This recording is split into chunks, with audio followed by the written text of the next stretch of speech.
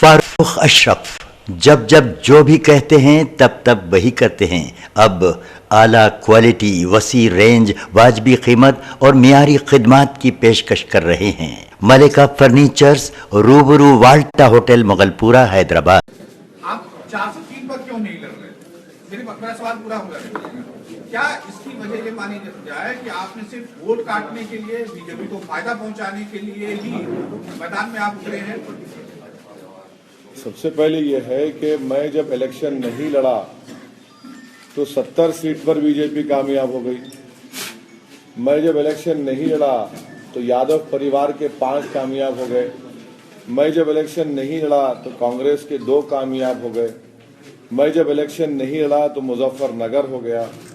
मैं जब इलेक्शन नहीं लड़ा तो 1000 राइट्स हो गए। तो ये इस सवाल जो आप कर रहे हैं ये एक बेबुनियाद इल्ज़ाम है। हम पहली मर्तबा लड़ रहे हैं और कोई भी काम आप जब पहली मर्तबा करते हैं तो आपको रियलिस्टिकली देखकर कदम डालने की ज़रूरत है।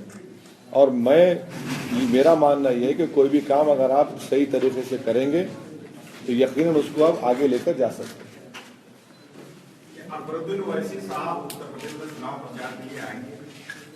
बताएंगे, आपको आएंगे तो इंशाल्लाह। क्या लग रहा है 36 में कितनी सीट्स पर आप लोग ठीक-ठाक स्थिति रहे और उसका आधार क्या है? कोई पॉलिटिकल पार्टी आपसे ये नहीं कहेगी कि हारेगी। हर पॉलिटिकल पार्टी बोलेगी हम जीत रहे हैं, तो मैं भी कहूंगा कि हम जीतेंगे, मगर हम पूरी कोशिश कर रहे हैं कि हमारे पार्टी के कैंडिडेट कामयाब हो।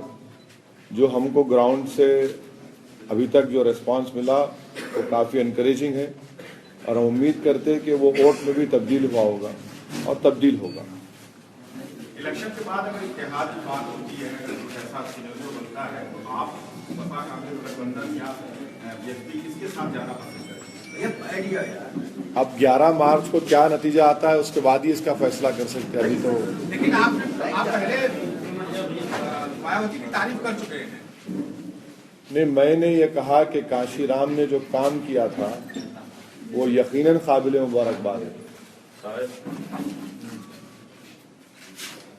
आपको क्यों लग रहा है कि यूपी की जनता आप पर क्यों भरोसा करेगी? इसलिए करेगी कि जिन पर भरोसा किया था उन्होंने उनको ना सिर्फ धोखा दिया बल्कि उनको लूट लिया। 5 साल में जो अखिलेश सरकार के वादे थे, चाहे वो रिजर्वेशन का वादा था वो भूल गए। उनका ये वादा था कि जो जेल में बच्चे उनको छोड़ेंगे वो नहीं कर पाए। ये कहा था कि स्कूल्स खोलेंगे मुस्लिम एरियाज में या हर जगह पर, वो नहीं कर पाए। कहा था कि 85 स्कीम्स में 20% हिस्सा देंगे, वो नहीं हुआ। तो हर महाज पर, लॉ एंड ऑर्डर पर, कम्युनल राइट्स रोकने पर ये नाकाम साबित हुए। और अहम बात यह है कि कल तक उत्तर प्रदेश में कोई ऑल्टरनेट नहीं था। आज वो स्पेस है एक ऑल्टरनेट पॉलिटिक्स की जो एमआईएम कोशिश कर रही है उसको ऑक्यूपाई करने की। नहीं, आप अल्टरनेट की बात कर रहे हैं, लेकिन आपने 36 प्रत्याशी उतारे हैं, तो जाहिर बात है पूरे भी आपके जीत जाएंगे, तब भी आपको विपक्ष में बैठना हो या किसी के साथ जाना होगा। तो आप अभी से खुलासा क्यों नहीं कर रहे कि हम किसके साथ जाएंगे या विपक्ष में बैठेंगे? आप बता दीजिए कौन जीत रहा है यूपी में, तो फैसला कर लेता हूँ। अभी आप कह रहे हैं ना कि अल्टरनेट कैसे? फिर आप सुनिए, देखिए कैसे ऑल्टरनेट का मतलब क्या है? सरकार में बैठना है कि ऑल्टरनेट का मतलब ये है कि आप लोगों को एक चॉइस देंगे। लोगों को आप चॉइस देंगे तो हम कामयाब होंगे। अब एक मैं एमपी हूं तो और बात रख रहे हैं। अगर 36 से 36 कामयाब हो गए तो इंशाल्लाह ताला बहुत कुछ कर सकते हो। वैसी साहब, ये बहुत बड़ा सूबा है, मुल्क का सबसे बड़ा सूबा है, 403 विधानसभा। मैं जानता हूं सर, आप मुझे समझाने की जरूरत नहीं, मैं जानता हूं। मतलब आपकी तरह उतना पढ़ा लिखा नहीं, थोड़ा जानता हूँ। मेरा सवाल हाँ बोलिए। आपने 36 उतारे, आपका उत्तर प्रदेश में संगठन अभी बुनियाद डली है उसकी, अभी पड़ा नहीं है पूरी तौर पर, तो फिर इसका फायदा क्या है? आपने देखिए, आप अभी सुनिए, अभी आपने एक सवाल किया 36 क्यों उतारे, 400 थे। फिर मैंने कहा कि भाई हम पहला स्टेप है। आप अभी कॉन्ट्रडिक्ट अपने आप को कर ले रहे हैं। आप 2 क्वेश्चन में अपना कॉन्ट्रडिक्ट कर रहे हैं। तो मैं आपको बता रहा हूं कि 36 से आगाज हुआ है, आगे बढ़ेंगे इंशाल्लाह ताला। जैसा जैसा आगे दिन जाएंगे और ऑर्गेनाइजेशन को स्ट्रांग करेंगे। ये कोई रुकने वाला काम नहीं है, ये ऑनगोइंग काम है। मुद्दे क्या है इस चुनाव में? मुद्दे क्या हैं? मुद्दे बहुत हैं। मुद्दे ये हैं कि करप्शन, मिस गवर्नेंस, और परिवारवाद और फिर करप्शन, ये आपके कम्युनल राइट्स जो इतने हुए हैं यहाँ पर। ये जो 1000 कम्युनल राइट्स का आंकड़ा दे रहा है, ये कहाँ से है? आरटीआई में एप्लीकेशन डाली, निकल जाएगा। हिंदुस्तान टाइम्स अखबार पढ़ लीजिए, उसमें आपको मिल जाएगा। आप 50 साल की पार्टी आंध्रा में रही है, उसके बाद पहली बार महाराष्ट्र में गए, वहां पर दलित मुस्लिम जो गठजोड़ हुआ उससे आपको सफलता मिली, लेकिन उत्तर प्रदेश में कोई जो है मुस्लिम को छोड़ के कोई दूसरा चेहरा नहीं दिखाई दे रहा आपकी पार्टी। तो ये जो सफलता महाराष्ट्र की है उसको उत्तर प्रदेश में कैसे दोहराएंगे? नहीं मिलेगी सफलता इंशाअल्लाह। कोई दूसरा चेहरा आपके पास नहीं? अरे इतना बड़ा बदनाम चेहरा है, और चेहरे की क्या जरूरत है? वैसे आप प्रधानमंत्री के बारे में क्या कहेंगे? प्रधानमंत्री बार बार यूपी में काफी कुछ कह रहे हैं। हाँ, अखिलेश को भी बहुत कुछ कह रहे हैं, राहुल जी को भी बहुत कुछ कह रहे हैं।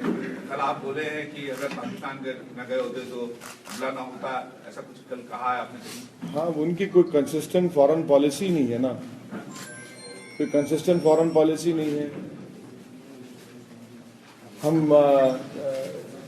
पाकिस्तान चले गए, पठानकोट हो गया, उसके बाद आईएसआई के एजेंट को हमने एयर बेस में बुला लिया, फिर उसके बाद एक और हमारी बातचीत शुरू हो गई, फिर बोले बातचीत नहीं करेंगे।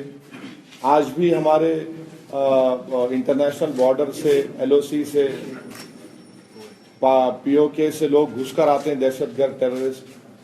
2 दिन पहले 31 साल का मेजर मारा गया।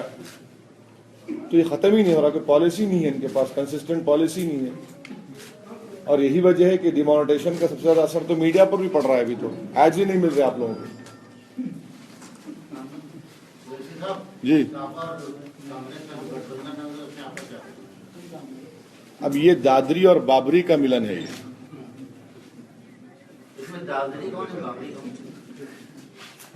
दोनों उतने ही हैं भाई, वरना और कुछ कहूंगा तो आप बोलेंगे फिर टॉयलेट की पॉलिटिक्स कर रहे हैं आप लोग। तो मैं नहीं करना चाह रहा हूँ टॉयलेट की पॉलिटिक्स। अभी भोपाल में कुछ लोगों को अरेस्ट किया गया, उन पर इल्जाम है कि वो आईएसआई से उनका। हाँ, उसमें बीजेपी आईटी सेल का एक ध्रुव नाम का लड़का भी है, बड़ा देशभक्त था वो।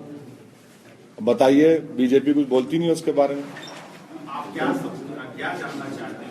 नहीं, अब ये हम तो यही कह रहे हैं ना कि जो सारी मुल्क में, सारे देश में सबको देशभक्ति का पाठ पढ़ा रहे थे, आप ही के घर का, आप ही का एक आईटी का जिम्मेदार, आप ही की गवर्नमेंट है, उसने उसको पकड़ा है। तो बताइए क्या हो रहा है फिर आपकी पार्टी में? ओके सर, थैंक यू, बहुत बहुत शुक्रिया। फिर से वेरी सॉरी लेट हुआ।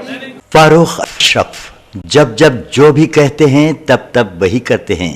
अब आला क्वालिटी, वसी रेंज, वाजबी कीमत और मियारी खिदमात की पेशकश कर रहे हैं। मलिका फर्नीचर्स, रूबरू वाल्टा होटल, मुगलपुरा, हैदराबाद।